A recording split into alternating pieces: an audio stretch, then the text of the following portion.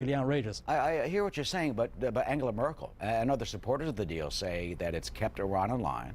They can be constrained, and it's a matter of engaging with Tehran, and that's a plus. I think Angela Merkel really is quite delusional in her thinking here. After all, the Iran nuclear agreement, the JCPOA, is clearly sunsetted to end after a period of a few years, and so Iran will then be free to pursue its nuclear program after that sunset has ended. In addition to that, Iran is building up a very powerful ballistic missile capability. It is also actively supporting terrorism across the Middle East and even in Europe itself. And Iran is actively building up its conventional military capability.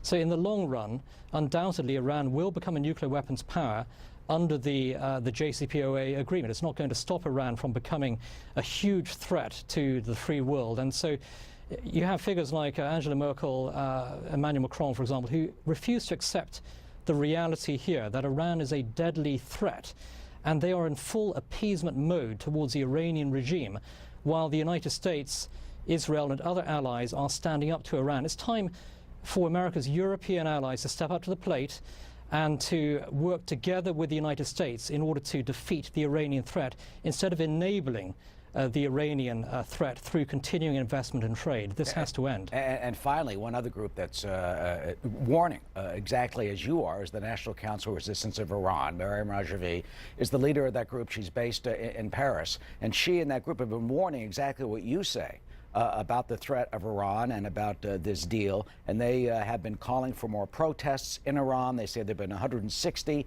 in cities around the country. And she is calling on the international community to do more, echoing what you just said. Here's what Mrs. Rajavi said in a recent statement. The international community must recognize the right and the aspirations of the Iranian people to topple the mullah's regime. How can the international community do that? Well, I think the United States is leading the efforts to isolate the Iranian regime and make it far harder for Iran to operate in terms of acting as the world's biggest state sponsor of international terrorism. It's vitally important that all members of the free world work together against this brutal, murderous dictatorship in Tehran. This is one of the most evil regimes in the world today.